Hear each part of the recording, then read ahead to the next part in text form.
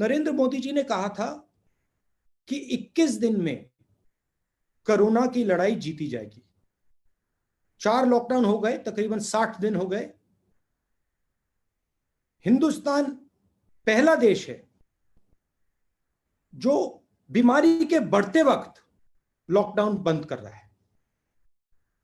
चाहे वो जापान हो, चाहे वो कोरिया हो, चाहे वो जर्मनी हो, फ्रांस हो, सब के सब ने लॉकडाउन जब बंद किया, जब बीमारी घटनी शुरू हुई थी।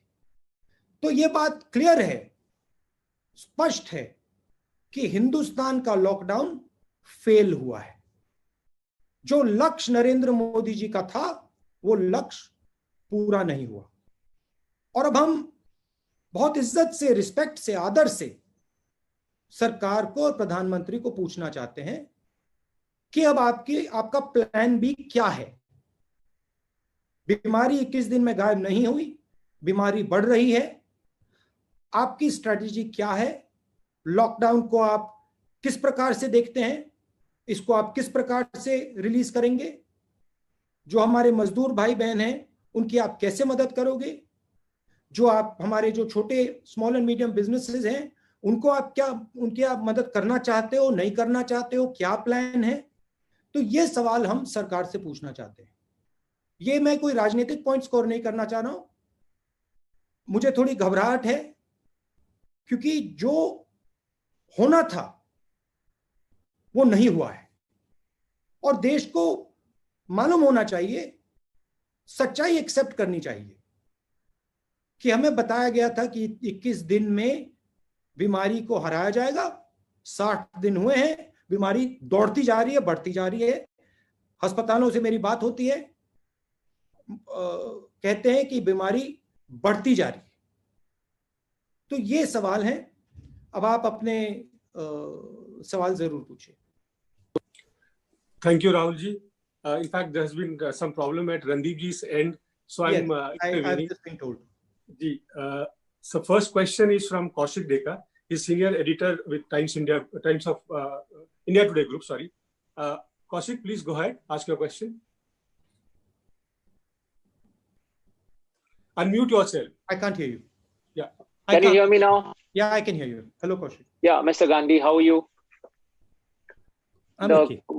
My question is, you have said that lockdown has failed, and you have raised the migrants issue a lot. I saw your video also. So my question is, how did the government fail in handling the migrants, as you have mentioned? Because was it the timing of the lockdown? And the second part is that now most of the migrants, they have returned to their villages. So that is also creating a health hazard for the local people. And at some point of time, they will have to come back also. So how do you think, as a constructive opposition party, how do you think the government should go ahead from now on? I don't want to go into why the government has failed. That is in the past. I don't want to sort of go into details about what could have been done, how it could have been done, who should have done it. I'm not interested. I am interested in right now. I am interested in what India is facing right now.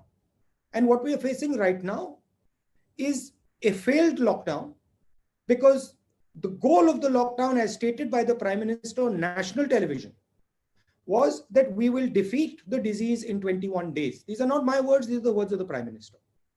Now it is 1 lockdown, 2 lockdown, 3 lockdown, we're coming to the end of the 4th lockdown, and the disease profile is not reducing.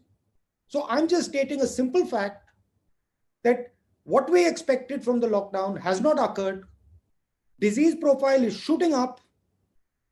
In number of states, it is shooting up. What is the government thinking of doing going forward? The Congress party is in power in 3 or 4 states. We know what we are planning. We are very clear what has to be done in our states. We are giving money to poor people. We are giving food to poor people. We are managing the migrants. We are increasing our testing. We have a strategy. But states cannot function in a strategy without the national government. States are hamstrung if the national government is not behind states.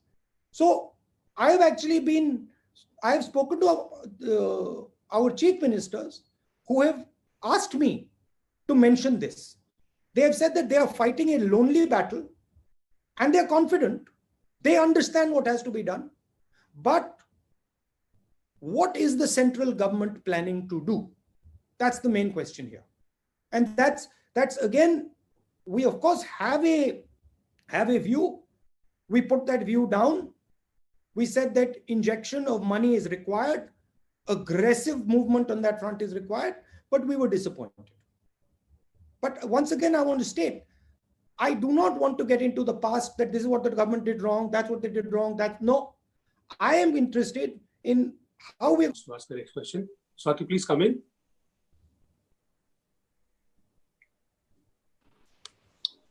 Hi, sir. This is Swati. I hope you can hear me. Yes, we can hear you. Hi, good afternoon. Yeah, Affected a much larger number of people. You mean in the long term, or you mean right now during the lockdown? Yes, particularly right now, but also Right now. in the country. I don't think that's a binary question. I don't think it is either health or economics. I think we are smart enough, intelligent enough to work a path through that will create a compromise between a successful compromise between health and economics. So I don't see this as a on-off switch where you either solve the health problem or you solve the economics problem. I think there is a lot of nuance to that. However, India has been facing a very serious unemployment problem, and this is not new. This has been going on. You've heard of Make in India, you've heard of some of those initiatives, and they have not given the result that one expected for whatever reason.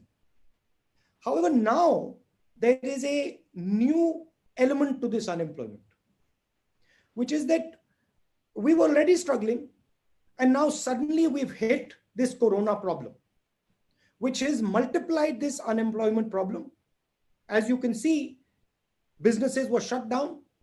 And I'm sorry to say this as a national leader, but many small and medium businesses are going to go bankrupt. The people who work for those businesses are going to become unemployed. And that is why we are raising again and again and again that an injection of capital and injection of money to small and medium businesses is required. It will be fatal if we do not do it.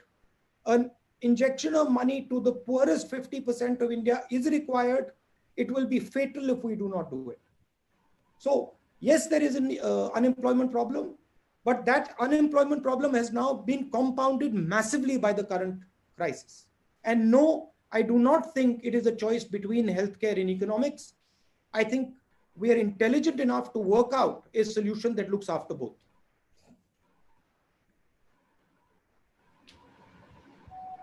Thank you, sir.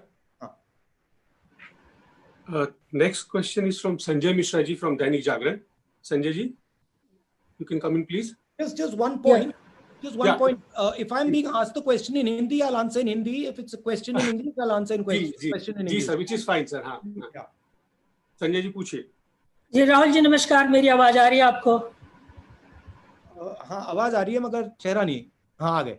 जी राहुल जी, एक और बड़ा serious challenge जो है वो देश face कर रहा है. भारत एक तरफ कोविड-19 से लड़ रहा है और दूसरी तरफ सीमा पर भी देखें तो बहुत तनाव की स्थिति है. लद्दाख में चीन के साथ बहुत तनावपूर्ण स्थिति चल रही है और एक रिपोर्ट कहती है कि 10,000 से ज़्यादा सैनिक जो है वो भारतीय भूभाग पे आके डटे हुए हैं.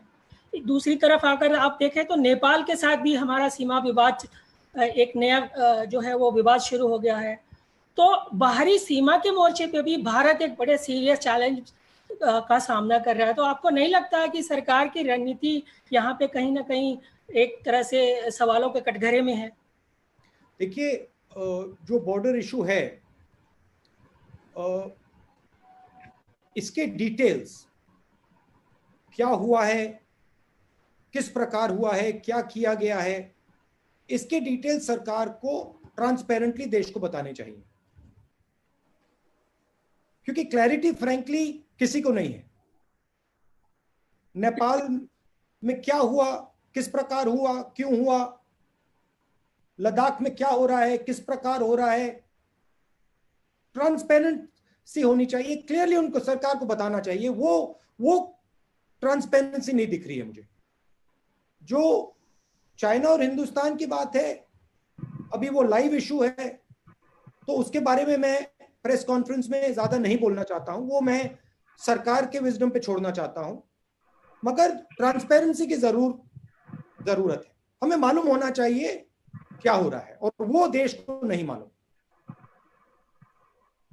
जी सर, धन्यवाद। हम सर मूव करते हैं टेलीविजन की तरफ। इसमें सॉरी, मैं एक चीज ऐड करना चाहता हूं। जी सर। जब तक थोड़ी ट्रांसपेरेंसी नहीं होगी, मुझे इस पे टिप्पणी करना या बोलना सही नहीं होगा। अगर ज्यादा इंफॉर्मेशन होगा तो फिर मैं आपको एक क्लियर कट पोजीशन दे सकूंगा। In the middle of a meeting, Kabir, can I call you back in 10? No, sorry, you'll have to wait for your turn. Not like this. Can Adish Rawal from ABP come in, please? And please be brief with your question. Yes, sir. Rahul ji, 30 जनवरी को पहला case report हुआ था corona का। उसके बाद 12 fab को आपने इस बात को पार्लियामेंट में उठाया था, और उसके बाद आपने कई बार ये भी कहा कि आर्थिक महामारी आ सकती है, स्वास्थ्य को लेकर प्रॉब्लम हो सकती है। लेकिन 24 मार्च को 54 डेज के बाद लॉकडाउन लगा। इसके ऊपर आप क्या कहना चाहेंगे कि सरकार का जो रवैया है टुवर्ड्स अपोजिशन, उसको क्या सरकार सीरियसली नहीं लेती है? देखिए, सरकार का काम गवर्नेंस का होता है, हमारा काम ऑपोजिशन का है। हमारा काम सरकार पर प्रेशर डालने का है, और अगर सरकार की दृष्टि कहीं नहीं जा रही है, कोई थ्रेट है जो सरकार को नहीं दिख रहा है या जिसको सरकार इग्नोर कर रही है, उसको हाईलाइट करना हमारा काम है। मैं जो फरवरी में कर रहा था, मैं अभी भी वही कर रहा हूं। मैंने अपनी पोजीशन नहीं बदली है। मैंने फरवरी में कहा था कि बहुत डेंजरस सिचुएशन बनने जा रही है, और आज भी मैं कह रहा हूं।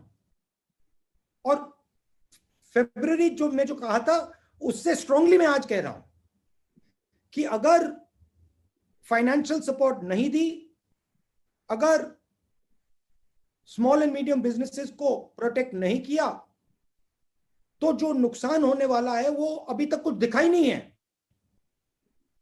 ये तो पहला चैप्टर भी शुरू भी नहीं हुआ है।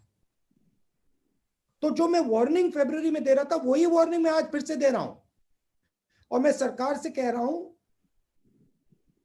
आदर से कह रहा हूं, रिस्पेक्ट से कह रहा हूं, प्लीज आप इकोनॉमिक एक्शन लीजिए, आप एकदम कैश इंजेक्शन दीजिए, आप एकदम स्मॉल एंड मीडियम बिजनेसेस की रक्षा कीजिए, नहीं तो बहुत जबरदस्त आर्थिक नुकसान होने वाला है। मेरा काम देश की जो निगाह है, जो पर्सपेक्टिव है, उसको शेप करने का है। और मैं देश को और नरेंद्र मोदी जी को कह रहा हूं कि आपने जो पैकेज में किया है, उससे कुछ नहीं होने वाला है। एक प्रॉब्लम है, मैं आपको बताता हूं। थोड़ी सी मेरी बातचीत जो डिसीजन मेकर्स हैं, इनडायरेक्टली होती रहती है। उनकी व्यू है कि अगर हमने बहुत सारा पैसा गरीब लोगों को दे दिया, मजदूरों को दे दिया, तो बाहर देशों में गलत इंप्रेशन चला जाएगा, हमारी रेटिंग खराब हो जाएगी। मैं फिर से दोहरा रहा हूं, हिंदुस्तान की शक्ति बाहर से नहीं बनती है। हिंदुस्तान की शक्ति हिंदुस्तान के अंदर से बनती है। हिंदुस्तान की इमेज बाहर नहीं बनती है। हिंदुस्तान की इमेज हिंदुस्तान के अंदर बनती है। जब हिंदुस्तान मजबूत होता है, जब हिंदुस्तान की शक्ति होती है, तो बाकी दुनिया देखती है, इमेज बनती है हमारी। तो मैं फिर से कह रहा हूं, हिंदुस्तान की शक्ति की रक्षा करने की जरूरत है। शक्ति की रक्षा कैसे करनी है? डायरेक्ट कैश एकदम 50% लोगों को महीने का 7,500 रुपए, सबसे गरीब मजदूरों को। ये हमारी शक्ति है, ये हमारी स्ट्रेंथ है, ये हमारा सोल है, आत्मा है। इसकी रक्षा करनी है। विदेश क्या सोच रहा है उसके बारे में नहीं सोचना, अभी वो बाद में देखेंगे। Thank you, sir. May I now request Kartikeya ji from Beyond to come in, please? Kartikeya ji, please ask your question briefly. Hello, Kartikeya, how are you? I'm fine, sir. Good afternoon. My question to you is that how has the government delivered on ground at the time of the lifting of lockdown, especially in context of the depressed people, poor people, daily wage workers? I've been speaking to quite a few daily wage workers, quite a few migrants. I've been having Zoom calls. I've been physically meeting them with all the social distancing norms. And they have a sense of hopelessness. They have a sense that they have been left alone. Many of them have said to me, भरोसा हमारा टूट गया, भरोसा हमारा टूट गया. I don't like hearing those words. I don't like hearing an Indian person saying those words. I don't care who he is. I don't like those words. I don't want a single Indian person to say those words, whether he's rich, poor, male, female, Hindu, Muslim, Sikh. I don't like those words. And they're saying those words more and more. कह रहे हैं कि भरोसा टूट गया. भरोसा किसी का नहीं टूटना चाहिए. क्या किया सरकार ने, किस प्रकार से किया, मैं फिर से दोहरा रहा हूं. बात हो गई, खत्म हो गई. मगर अभी भी हम एक्शन ले सकते हैं. अभी भी सरकार मजदूरों की मदद कर सकती है. अभी भी सरकार 7,500 रुपए महीने का दे सकती है और देना चाहिए. Thank you, sir. Can I now go to Hindustan Times? Aurangzeb ji, please ask your question. Good afternoon. My question is, last week we saw politics being played over the buses for migrants in UP. We also heard BJP and Mayawati accusing Congress of doing politics over the issue. Then a statement comes from the UP Chief Minister that other states will now have to seek his government's permission if they want to hire workers from UP. So what is your view on this? And the second is, can you repeat what you said about India, China, and Nepal issue? In English, please? Why would you want me to repeat it? I've already said it once, so I don't think it's necessary to repeat it. I said in English. Anyway. You want me to say it in English? No, I said anyway. You answer my first. No, sorry. You want me to say it in Hindi? You want me to say it in English? Is that what it is? Yeah, I meant about India, China. India, China. I think I've already said the India, China thing. I'll answer your first question. Look, I think it's unfortunate. I think people are first Indian and then they belong to their states. And the decision on whether somebody goes to work from Uttar Pradesh to the rest of the country is not the chief ministers. It is the people of India and the people of Uttar Pradesh. If a citizen of Uttar Pradesh wants to go and fulfill his dreams in Maharashtra or in Delhi or in Karnataka or anywhere else, he should have the right to do so. It is very unfortunate that the Chief Minister of Uttar Pradesh views India in such a way. These people are not his personal property. They are not the personal property of Uttar Pradesh. These people are Indian citizens and they have the right to decide what they want to do and they have the right to live the life they want to live. It is our job to support them to fulfill their dreams. It is not our job to say that you belong to me, you cannot go and work in Maharashtra. It's an absolutely absurd position. Thank you, sir. You want me to say a little bit about the China thing in English? Hello? Yeah, yes. Please. You would like me to say a little bit about the China thing in English? Yeah, please. Yeah. Yes, please. I think the China, what we would like to see is some more transparency on what is going on. It becomes very difficult for us to have a position without understanding the facts. And I think the government should make clear to the people of India what exactly is happening on the border. We are hearing different stories. I don't want to go into conjecture, but it is important that the government of India makes it clear what is happening on the border so that people can understand and people can have a proper position. Thank you, sir. May I now request Archana from ANI to come in? Archana, please ask your question. Hello, Archana. Hello, sir. How are you? Sir, my question is, I'm fine. So my question is, lockdown का main लक्ष्य था संक्रमण को रोकना, तो क्या आपकी राय में 4 बार लॉकडाउन अभी तक हो चुका है, तो संक्रमण रुका है, क्या लक्ष्य प्राप्त हुआ है सरकार को? ये तो मैंने ओपनिंग स्टेटमेंट में ही कह दिया था कि लॉकडाउन का जो लक्ष्य है वो प्राप्त नहीं हुआ। प्रधानमंत्री ने कहा था 21 दिन में लॉकडाउन कोरोना को हरा देगा। कोरोना तो बढ़ता जा रहा है, तो ठीक है, जो पहली स्ट्रैटेजी थी वो फेल हो गई, उसको एक्सेप्ट कर लेना चाहिए। मगर अब बताइए अगली स्ट्रैटेजी क्या है? अब बताइए आगे आगे बढ़ते हुए हिंदुस्तान की सरकार क्या सोच रही है? लॉकडाउन को किस प्रकार से हटाएगी? जो हमारे गरीब लोग हैं उनकी किस प्रकार से मदद करेगी? जो स्मॉल मीडियम बिजनेसेस हैं उनकी कैसे रक्षा होगी? जो माइग्रेंट्स हैं उनके लिए क्या किया जाएगा? तो ये सब चीजें अब देश को बताना है। शुक्रिया अर्चना जी। मे आई नाउ रिक्वेस्ट आज तक मौसमी जी is here from Aaj Tak. Mousumi ji, sorry, one more thing, I don't think, अगर आपने प्रधानमंत्री से भी पूछा कि भाई आपने 21 दिन का बोला था, 60 दिन हो गए, तो आई थिंक प्रधानमंत्री हिमसेल्फ विल एक्सेप्ट, वो ही एक्सेप्ट करेंगे कि जो उनका पहला प्लान था वो फेल हुआ, वो भी एक्सेप्ट करेंगे। मगर हम सिर्फ ये कह रहे हैं ठीक है, हम मानते हैं कि फेल हो गया, एक्सेप्ट करते हैं उस बात को, मगर अब आगे बताइए क्या करना है। अब प्रधानमंत्री ने एक लो की अपनी पोजीशन अडॉप्ट कर ली है। पहले 2-3 बार उन्होंने फ्रंट फुट पे खेला। अब प्रधानमंत्री जी दिखाई नहीं दे रहे हैं, मगर देश को प्रधानमंत्री का चेहरा दिखना है।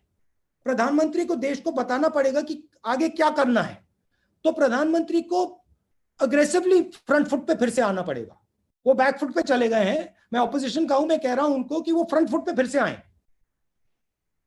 Thank you, sir. May I now request Aaj Tak, Mausmi Singh. And sir, before I take that question, Mausmi ji, sorry, I want to point out to the group as also to Rahul ji. Siddharth from ANI is here. In his course of duty, he was tested positive for COVID, but hats off to him that he continues to be on duty. Despite that, kudos to him. I hope he's not infecting other people. No, sir, he's at home, but he's on Zoom and continues to work. Mausami ji, please go ahead. Rahul, हम आपसे पूछना चाह रहे थे, जो सरकार की पूरे इस मसले को लेके हैंडलिंग रही है, how would you rate it if it's on a scale of 10? क्या आप कितना मार्क्स देंगे, और क्या एक बड़ी कामयाबी और एक बड़ा फेलियर या नाकामयाबी क्या रही है?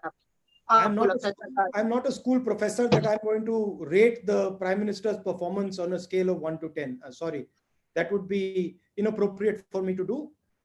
मैं ये कह दूंगा कि कोरोना की लड़ाई खत्म नहीं हुई है, कोरोना की लड़ाई शुरू हुई है, और हमें आगे क्लियरली अपने एक्शंस समझाने हैं। सरकार को क्लियरली एक्शंस बताने पड़ेंगे।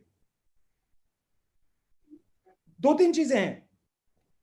इकोनॉमी को कैसे रिवाइव करेंगे, स्मॉल मीडियम बिजनेस, माइग्रेंट्स, जो गरीब जनता है उनको कैसे, उनकी मदद कैसे होगी, और जो ओपनिंग अप हो रही है इसको किस प्रकार से मैनेज किया जाएगा कि हमारे जो वनरेबल लोग हैं, जो बुजुर्ग लोग हैं, हार्ट पेशेंट्स हैं, डायबिटिक्स हैं, लंग पेशेंट्स हैं, किडनी पेशेंट्स हैं, उनकी रक्षा किस प्रकार से की जाएगी नेशनल लेवल पे, ये सवाल है।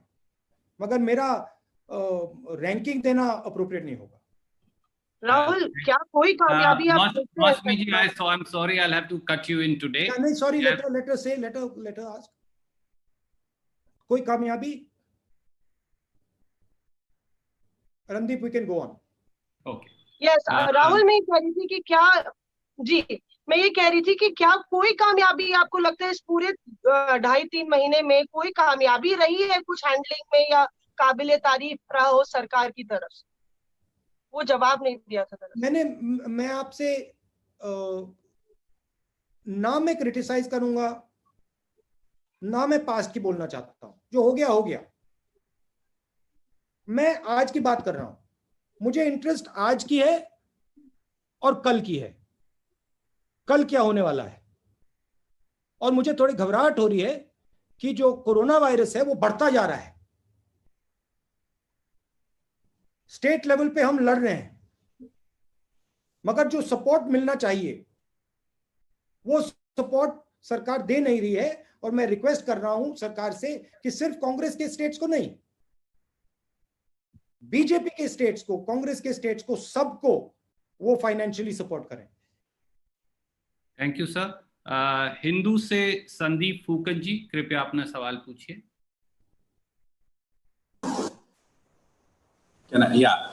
So my question is that, it's about transportation. You've seen that in a graded manner, the flights have restarted. Domestic flights have restarted, but we are still quite some time away, perhaps, from opening up public transportations, regular train services.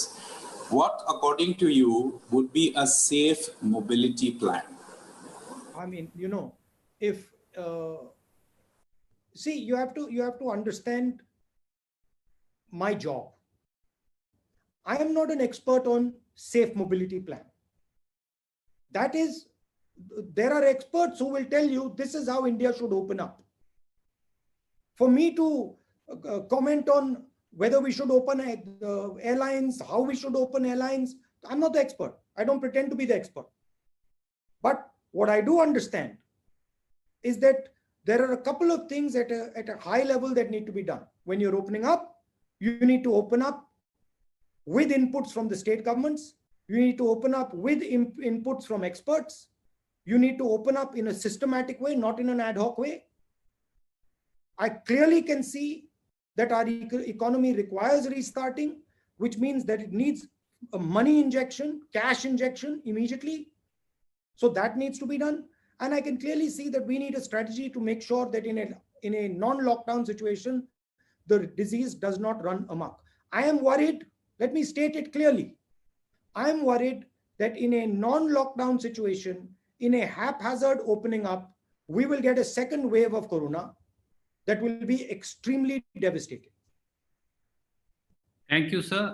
We have last 5 minutes of this press conference. Randeep ji, I'm going to ask Sanjay Trivedi from News 24 to come in, please. Randeep ji, मैं भी हूँ। जी, मैं note कर रहा हूँ, आप कृपया chat में लिख दीजिए, मैं वहां से सवाल पिकअप कर रहा हूँ। Sanjay Trivedi from News 24। Manjari ji, I will come to you. Okay. Sanjay Trivedi from News 24। Sanjeev Trivedi sir. Sorry, Sanjeev Trivedi, that's what I meant. By mistake, I said Sanjay. Yes, Sanjeev ji. Unmute करिए Sanjeev ji.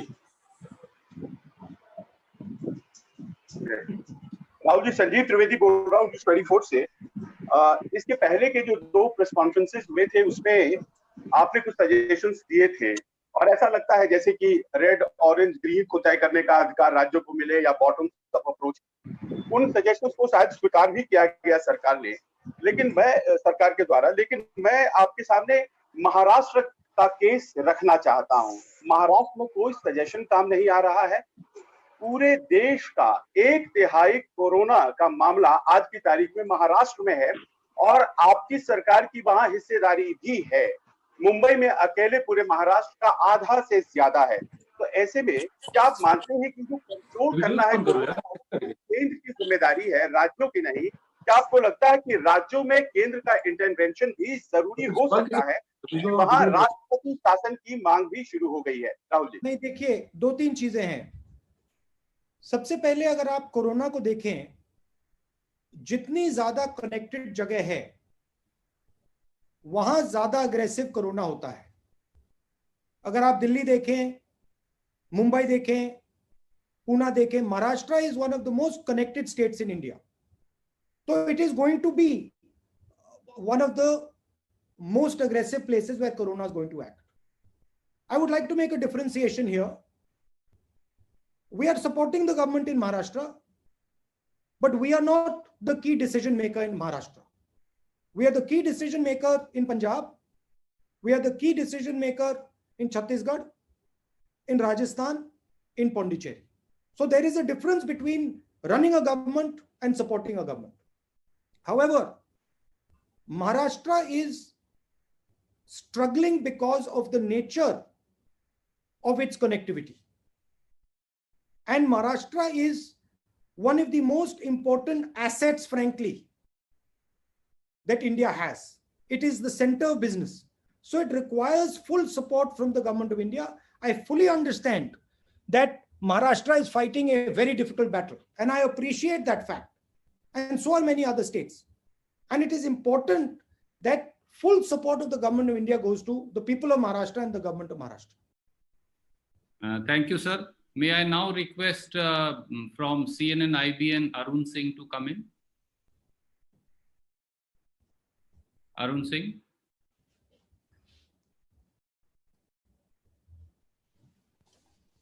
Yes. Arun ji, please go ahead. Rahul ji, मेरा सवाल ये है कि पिछली press conference जो हुई थी फाइनेंस मिनिस्टर की, सॉरी अरुण, एक सेकंड, वो लास्ट क्वेश्चन का थोड़ा पीस मैंने आंसर नहीं किया. ठीक है sir. So we just go back. I didn't answer the one section of that question. I just recalled. Okay. Sanjeev Trivedi ji, please. मैंने पूछा था कि देखिए वहाँ राष्ट्रपति शासन की मांग हो रही है और केंद्र के महाराष्ट्र के क्वेश्चन से पहले आपने एक और सवाल पूछा था. हमने पूछा था कि क्या आप मानते हैं कि केवल केंद्र की जिम्मेदारी है क्या? नहीं, आपने कहा कि मैंने सुझाव दिए थे और सुझाव उन्होंने बॉटम अप अप्रोच के बारे में आपने बोला था. और रेड ऑरेंज ग्रीन को तय करने के क्रम में देखिए हमारा रोल ऑपोजिशन का है. हम सुझाव देते हैं, हम इन चीजों के बारे में सोचते हैं, हमारे पार्टी में डिस्कशन होता है, हम एक्सपर्ट से बातचीत करते हैं और फिर वो हम सामने लाके आपके सामने रखते हैं.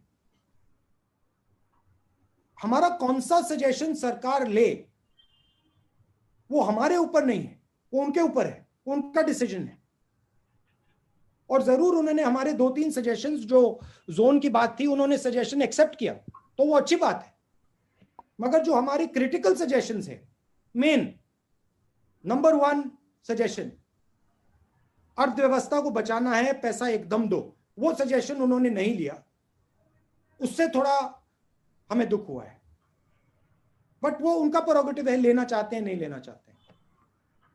एक बात मैं आपको कह देता हूं कि अगर हिंदुस्तान की सरकार ने पैसा नहीं दिया गरीबों को, न्याय योजना जैसी योजना नहीं दी, स्मॉल एंड मीडियम बिजनेसेस को सपोर्ट नहीं किया, तो बहुत जबरदस्त आर्थिक नुकसान होने वाला है. ये तो मैं आपको लिख के दे दूंगा.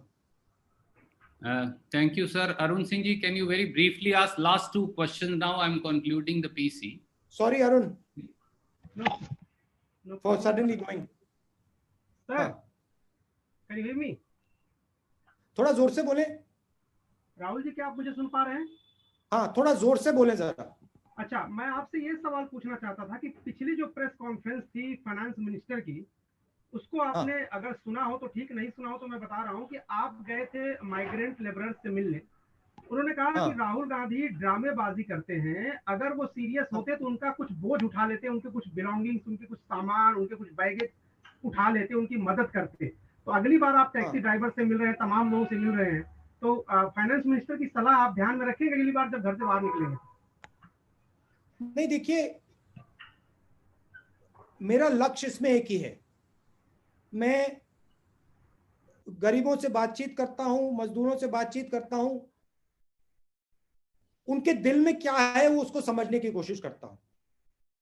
और मैं सच बोलूं तो मुझे इसका काफी फायदा मिलता है, क्योंकि उनकी जानकारी से, उनके ज्ञान से मुझे काफी फायदा मिलता है. अब जहां तक मदद की बात है, मैं मदद करता रहता हूं और मेरा कोई इतराज नहीं है। मैं, अगर वो मुझे परमिशन दें, मैं जरूर बैग उठा के ले जाऊं, मगर वो मुझे परमिशन नहीं देंगे। अगर दे दे मैं चला जाऊंगा, एक का नहीं 10-15 का उठा के ले जाऊंगा मैं। मगर मेरा लक्ष्य, मेन लक्ष्य जो उनके दिल में है, वो हिंदुस्तान की जनता तक पहुंचाने का है। मैंने जो छोटी सी फिल्म बनाई, ये मैंने इसलिए बनाई कि हमारे जो बाकी नागरिक हैं, इनकी पीड़ा को समझें, इनके दुख, इनके दर्द को सुने। काफी बड़ा इंपैक्ट होता है अगर व्यक्ति इस बात को सुने, क्योंकि ये लोग हमारी शक्ति हैं, ये लोग हमारे भविष्य हैं। और अगर हम इनकी मदद नहीं करेंगे तो हम फिर किसकी मदद करेंगे? वो फाइनेंस मिनिस्टर की व्यू है कि अगर मैं उनसे बात करता हूं तो ये ड्रामा है। ठीक है, वो उनकी व्यू है, मैं उनको धन्यवाद करता हूं और मैं उनसे कहता हूं कि अगर वो चाहती हैं तो मैं यहां से उत्तर प्रदेश चला जाऊंगा, मुझे वहां अलाउ कर दें, मैं पैदल यहां से निकल जाऊंगा और जितने लोगों की मैं मदद रास्ते पे कर सकूंगा मैं कर दूंगा। Thank you sir. Manjari ji from Navbharat Times, please come in and let that be the last question. I apologize to all those friends who I will not be able to accommodate. Hello, नमस्ते राहुल जी, आवाज आ रही है आपको मेरी? हाँ जी। राहुल जी, मेरा सवाल है कि महाराष्ट्र को लेकर वहां पे जो विपक्ष है उसने ये सवाल लगातार मांग कर रहे हैं कि वहां राष्ट्रपति शासन लगाया जाए और वहां के जो हॉस्पिटल्स हैं उनको सेना के हवाले कर दिया जाए। लगभग वैसी ही स्थिति कुछ गुजरात में है। गुजरात की स्थिति भी बहुत अच्छी नहीं है, वहां कोरोना को लेके बहुत ज्यादा स्ट्रगल चल रहा है। लेकिन एक चीज समझ में नहीं आती कि वहां पे विपक्ष क्यों इतना कमजोर नजर आता है। हालांकि कांग्रेस ने वहां की हेल्थ सर्विसेज को लेके कुछ सवाल उठाए हैं, लेकिन क्या इस तरह की मांग वहां नहीं होनी चाहिए? और एक इसी से जुड़ा सवाल ये है राहुल जी, हमें गुजरात के बारे में प्रेसिडेंट रूल मांगना चाहिए। नहीं, आप लगातार गुजरात की सरकार बीजेपी से लेके बीजेपी को पकड़ा दें। नहीं, आप लगातार क्या लॉजिक है? आप लगातार ये वहां पे सेना उतारने की बात की गई, इस तरह की चीजें लगातार आप राजनीति न करने की बात कर रहे हैं, लेकिन राजनीति तो हो रही है। मेरा कहना है कि गुजरात में तो बीजेपी की सरकार है, गुजरात में बीजेपी की सरकार है, प्रेसिडेंट रूल लगेगा तो बीजेपी की सरकार होगी। लेकिन नहीं, वहां पर आपकी इलॉजिकल बात है, मुझे बोलने दीजिए। ये तो आपकी बिल्कुल इलॉजिकल बात है। जहां तक विपक्ष की बात है, गुजरात में हमारे लोग विपक्ष की लड़ाई बहुत अच्छी लड़ रहे हैं। वो आपको जब चुनाव होगा वहां पे पता लग जाएगा। मगर एक स्पिरिट से मैं कहना चाहता हूं, देखिए डेमोक्रेसी में अगर महाराष्ट्र में सरकार है तो बीजेपी का काम उसको अपोज करने का है, कोई गलती नहीं है। अगर बीजेपी सवाल उठाना चाहती है, कंस्ट्रक्टिवली सवाल उठाना चाहती है, उनको उठाना चाहिए, उससे फायदा होता है। उससे हमारी सरकार उनकी बात सुनकर सीख सकती है, एक्सेप्ट कर सकती है, तो इसमें कोई प्रॉब्लम नहीं है। मगर डेमोक्रेटिक स्ट्रक्चर को उखाड़कर बिना कोई कारण प्रेसिडेंट रूल लगाना, उसमें और कंस्ट्रक्टिव ऑपोजिशन में बहुत फर्क है। अगर बीजेपी हमारी छत्तीसगढ़ में, राजस्थान में, पंजाब में हमें कोई सजेशन देना चाहती है, हम उसको सुनेंगे। अगर वो वैलिड सजेशन है हम शायद उसको एक्सेप्ट भी कर लें, तो उसके खिलाफ नहीं हूं मैं। मगर वहां से लेकर आप प्रेसिडेंट रूल में जंप मार दें, वो अलग बात है। दोस्तों, बहुत सारे सवाल राहुल जी ने आज लिए और ये इंटरेक्शंस का दौर जारी रहेगा। बहुत सारे साथियों के प्रश्न आज हम नहीं ले पाए। मैं विश्वास दिलाता हूं कि अगली बार फिर नेक्स्ट इंटरेक्शन जो बहुत जल्द होगा उसमें हम वो सारे सवाल लेंगे। राहुल जी से जुड़ने के लिए शुक्रिया। कुछ क्लोजिंग रिमार्क्स वो अब देंगे आपको। मेन थ्रस्ट इस प्रेस कॉन्फ्रेंस का कि जो लक्ष्य लॉकडाउन का था वो पूरा नहीं हुआ।